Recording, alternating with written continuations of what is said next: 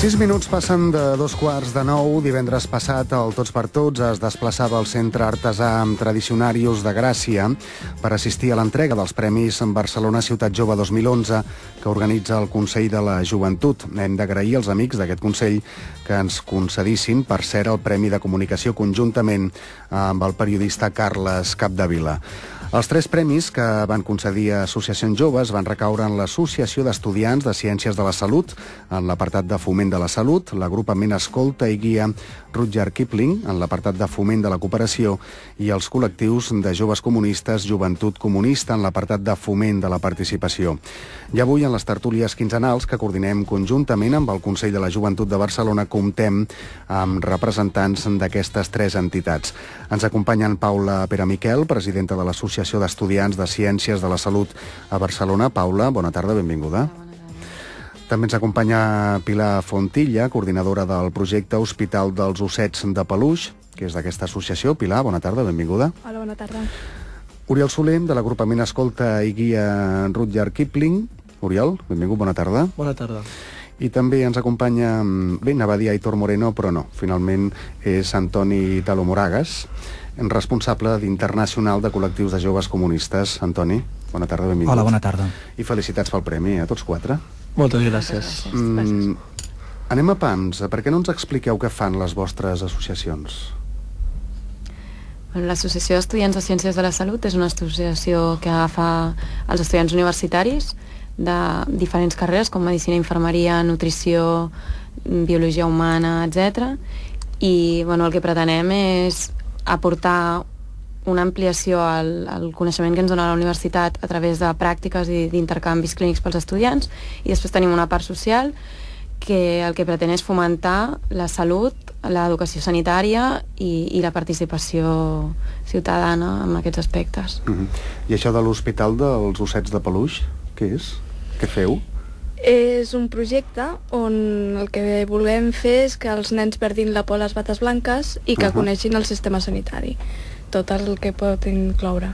Hi ha també nutrició, explica'm una miqueta de nutrició, d'odontologia, com rentar-se les dents, veure una consulta... És a dir, que aneu per les escoles? Sí, anem per les escoles i també... Anem parlant de primària, sobretot, ESO, no sé. De 5 a 7 anys, P5 i els primers cursos de cicle inicial. Els més petits i els primers de primària, no? Sí. I els escortes i guies sembla clar, no? A què us dediqueu?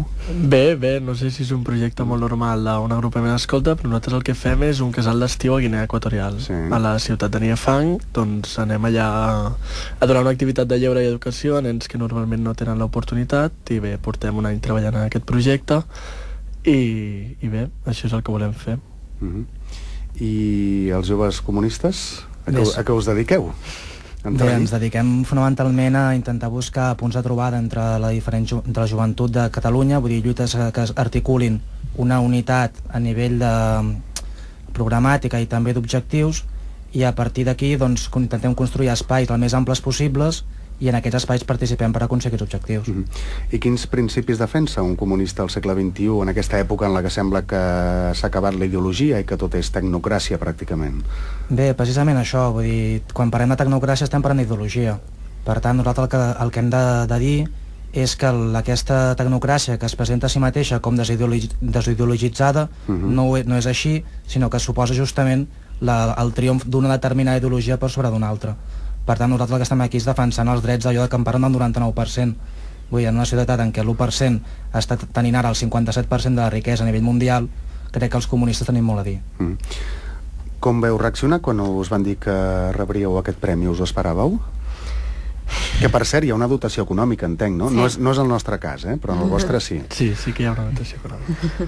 Nosaltres, bé, la veritat és que no ens ho esperàvem. Jo no vaig poder ser l'acte per un altre compromís, però les dues companyes que van anar a recollir el premi, bé, no s'ho creien. La veritat és que es van quedar molt sorpreses perquè no hi comptàvem, la veritat, però bé, benvingut i tant. I amb els calés que farem? S'invertiran en els projectes o què? Sí? S'invertiran en aquest projecte i en intentar-ne començar de nous, en el nostre cas.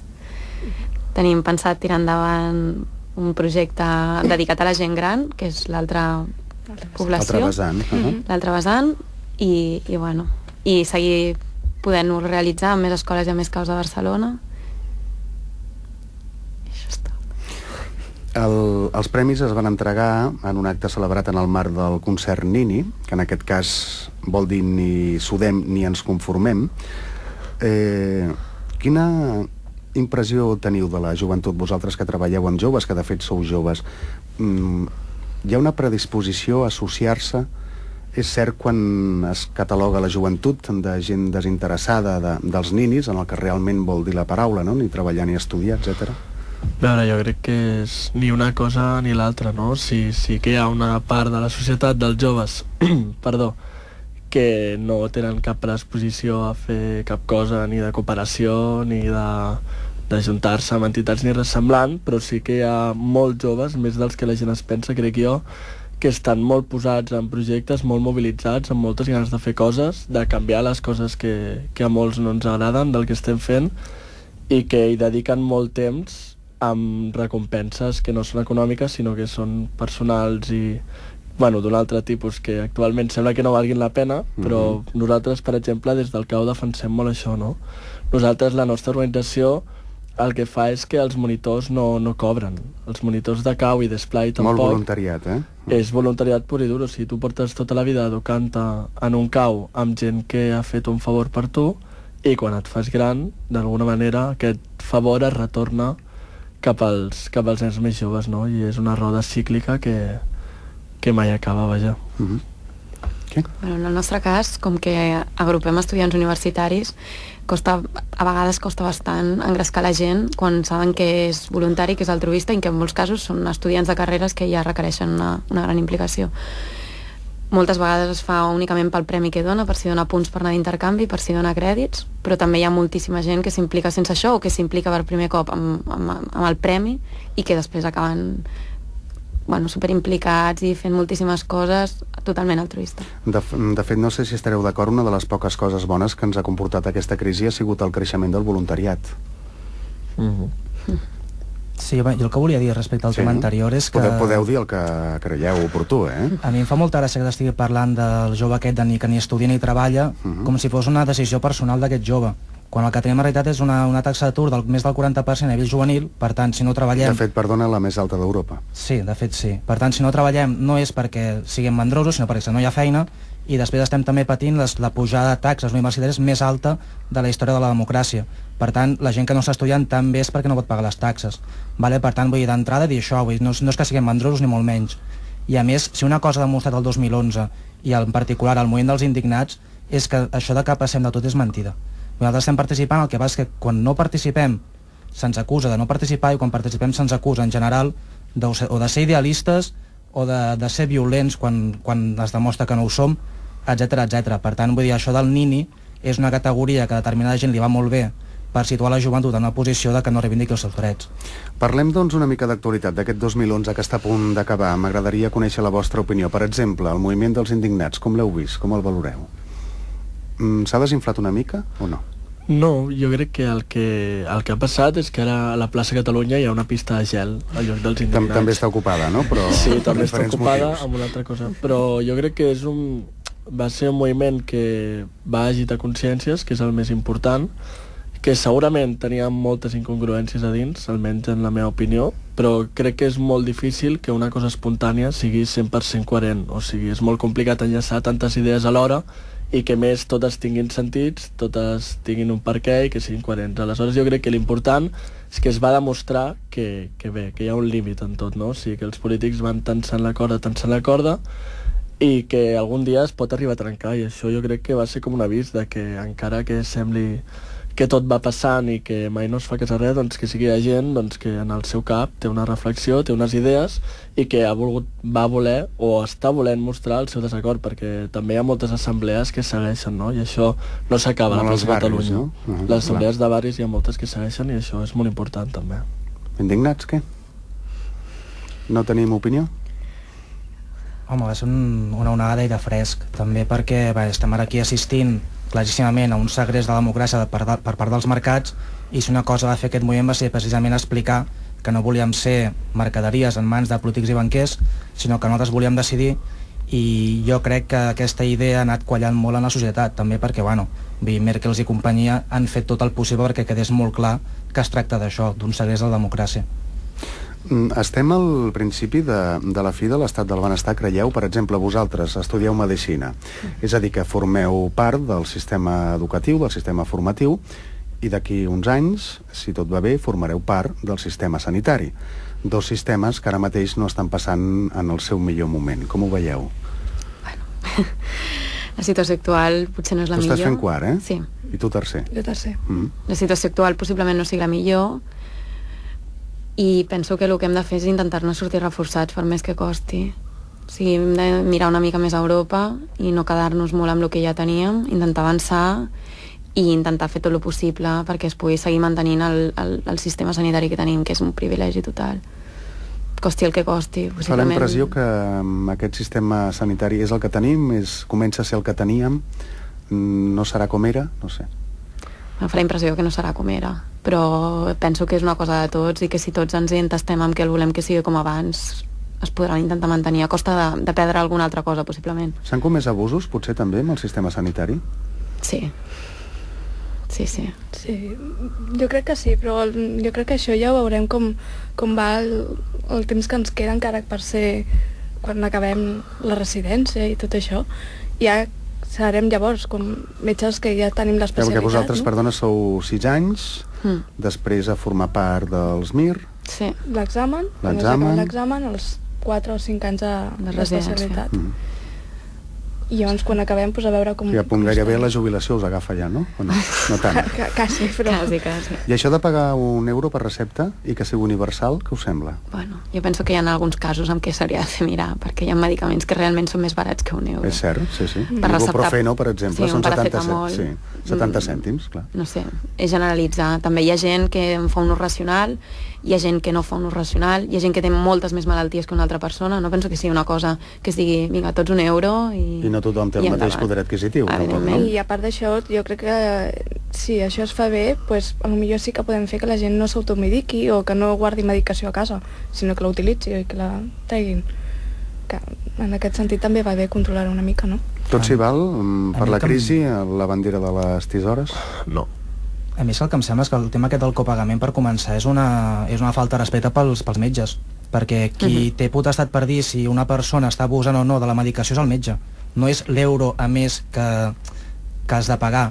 Per tant, això d'entrada, a més, oblida un tema que és fonamental, que és que la sanitat de l'estat espanyol té una inversió que està per sota la mitjana europea i justament té uns resultats molt per sobre d'aquesta mitjana europea. Per tant, si una cosa és eficient en aquest país és la sanitat, i no ho són moltes més. I anem aquí a atacar la sanitat perquè és poc eficient, quan és tot mentida. Vull dir, per tant, no tot s'hi val com amb el tema de retallades, i no és una cosa que sigui casual, no és una cosa que cau del cel, sinó que té una voluntat política d'acabar amb la sanitat pública.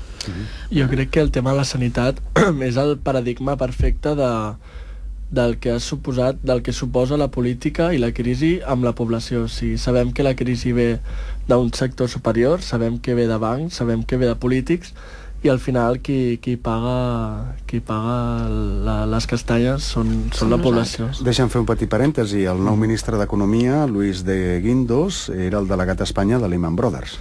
El banc que marca el moment en què es comença la crisi. Sí, no vull dir que ho faci bé ni malament, però és una dada objectiva, és així. Sí. Respecte a aquest tema que estàvem comentant de la sanitat i les retallades, jo el que crec és que el que falta, més que recuperar aquests diners que se suposa que pagarem amb aquest euro, és que invertim encara més en educar la població i en ensenyar a la gent quan s'ha d'utilitzar un medicament, quan no, quan s'ha d'anar al metge, quan s'ha de demanar una radiografia, quan es pot exigir, quan no es pot exigir, perquè això és el que la majoria de gent no té clar. Però potser ja s'hauria d'haver fet això en època de bonança, evidentment, no? Evidentment. Clar que sí. Evidentment. Alguna cosa més? Bé, jo és que el tema aquest de retallades, el tema de l'estat del benestar, crec que és una cosa que depèn de nosaltres. Vull dir, quan parlem de si té futur l'estat del benestar a Europa, hem d'entendre també com va aparèixer aquest estat del benestar. I va aparèixer justament a través d'una sèrie de lluites que vam dur a terme contra un estament econòmic i social d'aquell moment, i en aquests moments aquest estament ha perdut la por a passar el que es diu en castellà el rodillo davant de tots aquests drets, i per tant, vull dir, com que no té por, no té cap complex a l'hora d'anar-nos traient drets socials, drets laborals i drets civils, i per tant, vull dir, si volem mantenir l'estat del benestar dependrà de nosaltres. Vull dir, no és una cosa que estigui fixada si té futur o no té futur per si mateix. I també n'està sortint perjudicat el món de l'ensenyament. És intel·ligent això de cara al futur? No, perquè... Penso que és una mala inversió. Sí, l'ensenyament una mala inversió, no? És la base de tot, l'ensenyament. O sigui, tot es construeix a partir de l'ensenyament, i si no hi ha una bona base en aquest sentit, és impossible que després un país prosperi, perquè tot anirà de baixada, perquè si ensenyes malament, aquesta generació que està mal ensenyada després haurà d'ensenyar la generació posterior, i una persona mal ensenyada no pot ensenyar bé. Per tant, és una roda negativa que és molt perillosa i que caldria cuidar. I el que tampoc segurament és molt coherent és que cada vegada que hi ha un canvi de govern sempre es toquen coses d'ensenyament. Ara tindrem un curs més de batxillerat. És impossible que se senti un model així, perquè les coses necessiten constància i persistència, i d'aquesta manera és impossible que... I professionalment, com veieu el 2012? Quan el mireu, així de reull? Bueno, sort que no hem de treballar. Cara. Bé, molta gent opina que els estudis superiors de vegades és un atur camuflat. Sí? Tu també? Sí. Què? Jo penso que seguirem amb la línia... De crisi? De crisi, tot i que no m'agrada, i per part meva crec que s'hauria de fer tot el que es pogués, però penso que el nombre d'aturats possiblement segueixi creixent i serà per mala gestió del govern. I el futur dels joves es veu complicat també, no? El 2012? Home, a curt termini sí. A curt termini jo el veig molt complicat. El que passa és que jo a nivell de més a mig llarg termini soc bastant més optimista. I a mi això que passa amb aquest moviment del 15M em sembla que no és una cosa que desaparegui ni molt menys, és una qüestió que anirà tornant a sortir en determinats moments. Hi ha hagut una politització molt gran d'amplis sectors de la societat, i per tant jo sí que crec que serem capaços de donar un gir a aquesta situació.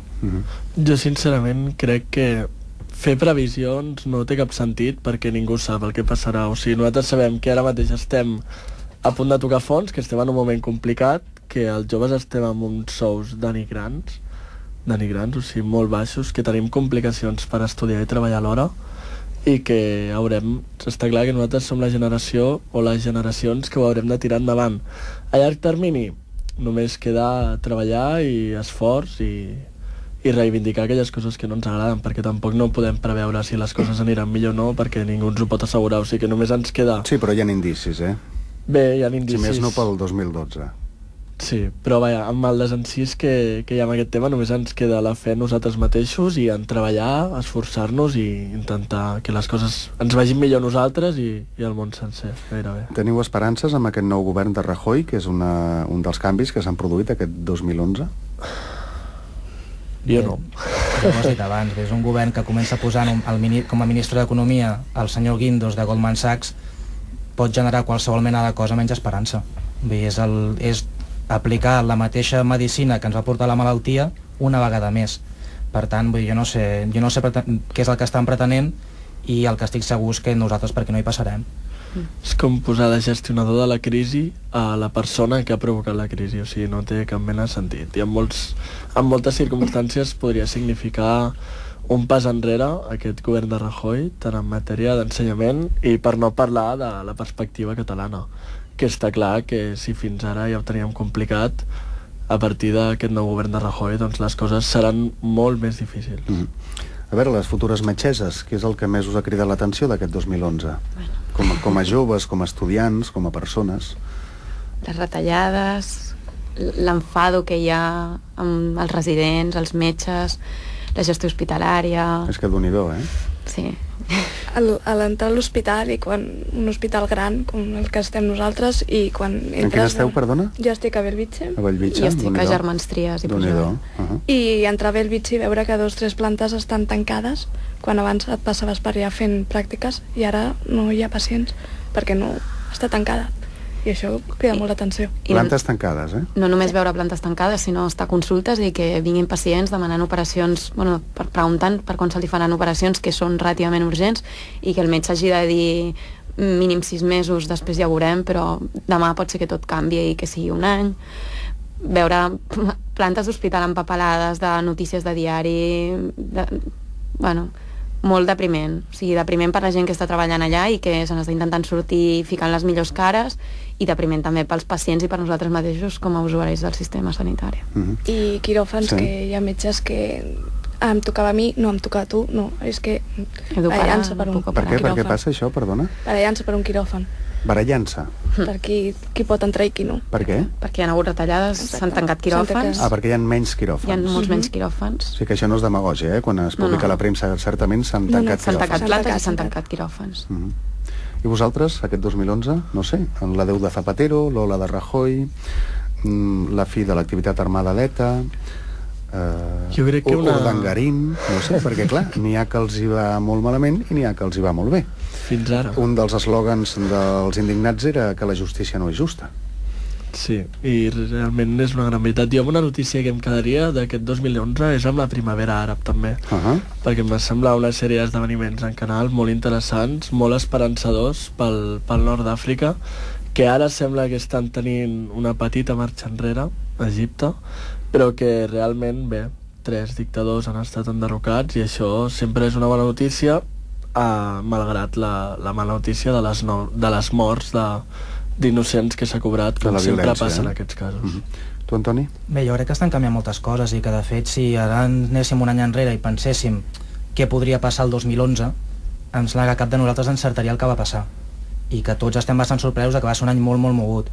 El tema de la Primavera Àrab realment va ser espectacular. Jo vaig tenir la sort d'estar justament al Marroc al febrer, quan estava mitja de la Primavera Àrab, i clar, era sorprenent veure tota la gent al bar esmorzant mirant Al Jazeera. I per tant, vull dir que comença a haver una consciència d'arabisme, no? Vull dir, de compartir una sèrie de condicions materials molt semblants, i això està fent canviar les coses. Vull dir, la gent ja no s'informa a través dels mitjans occidentals allà, la gent s'informa a través dels seus mitjans, i efectivament, vull dir, canviar els dictadors en aquests països ha estat complicat.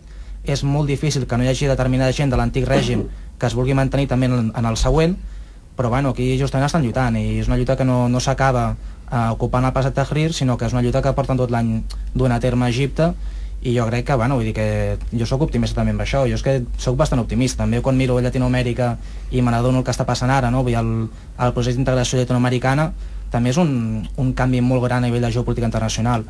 Per tant, jo crec que aquest 2011 ha tingut coses positives, malgrat el tema de la crisi i com ens està afectant aquí a Europa. I el Nadal com es presenta? Sou de Nadal? No. Gens? No, una mica sí. Una mica sí, no? Cada any hi ha coses que es fan una mica més pesades, però bé, sempre està bé reunir-te amb la família i compartir una mica de temps amb la gent que no pots veure tant. Doncs escolteu, Antoni, Oriol, Pilar, Paula, gràcies per haver vingut, que passeu unes bones festes de Nadal. Gràcies, igualment. I bueno, ens quedem amb el teu optimisme, Antoni, a veure si certament us remuntem això entre tots. Optimisme i també amb un sac de carbó pel govern de Convergència i el futur govern del Partit Popular. Molt bé. Gràcies, fins una altra, bones festes. Adéu.